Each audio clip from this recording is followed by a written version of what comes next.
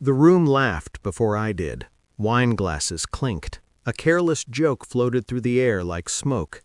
"If he ever messes up," my wife said, smiling too easily, "I've got a backup husband." Her eyes flicked to him, just for half a second.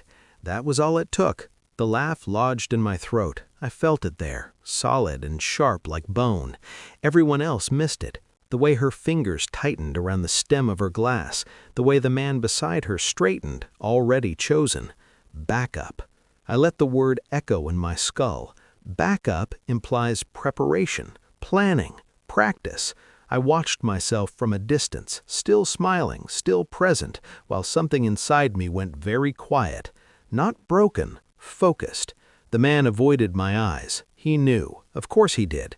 I scanned the room like it was a crime scene. The couch where they sat too close, her phone face down on the table, the way she hadn't touched me all evening. This wasn't a joke. It was a rehearsal. I stood up slowly. The room kept laughing, unaware it had already lost me. Inside, a switch flipped. I wasn't angry. Anger is loud. This was precision. I stepped away, already rewinding months in my head, already assembling a timeline she thought was invisible. She didn't know it yet, but she had just confessed everything.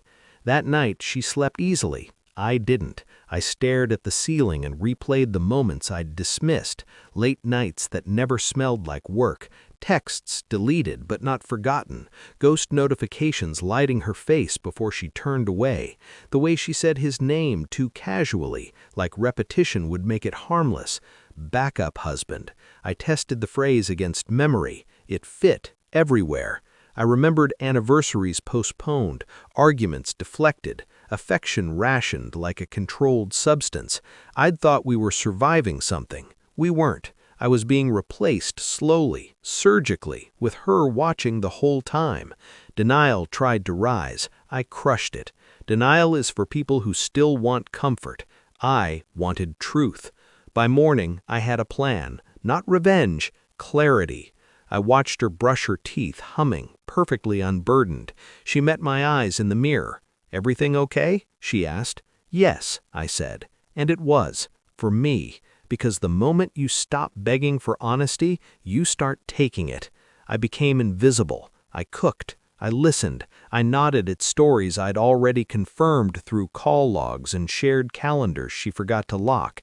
Patterns emerged. Tuesdays, hotels disguised as client dinners, a second phone hidden in the trunk beneath emergency tools. How poetic.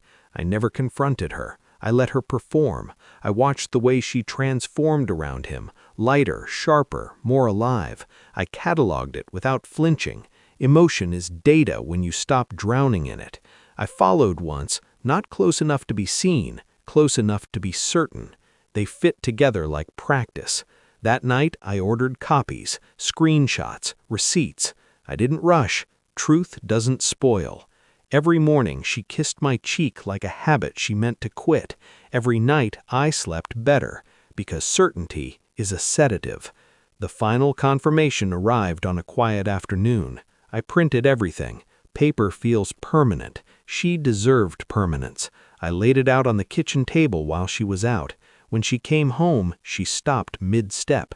Silence did the work for me. She picked up one page, then another. Her hands shook. Mine didn't. "How long?" she whispered. I shrugged. "Longer than you think." She cried, apologized, reached for me like muscle memory could fix betrayal. I stepped back. "I know," I said. "Nothing else." That was when she understood. Not that I was hurt, that I was done. The next night, I invited everyone over. Same room, same laughter, same man. When the moment came, I didn't raise my voice. I didn't accuse. I walked to him, removed my wedding ring, placed it in his palm. "Your turn," I said. "She's yours now." The room collapsed into silence. My wife made a sound, small, animal. He stared at the ring like it might burn him. I looked at her then, really looked. Not my wife, just a woman who'd mistaken secrecy for control. I walked out while she begged. I didn't stop. People think walking away is weakness. They're wrong. Weakness is staying after you see the truth clearly. I don't hate her. Hate requires attachment. I released that the moment I handed over the ring. She wanted a backup. I chose freedom. Somewhere behind me, her life is louder now, messier, unstable. Mine is quiet, and finally, untouched.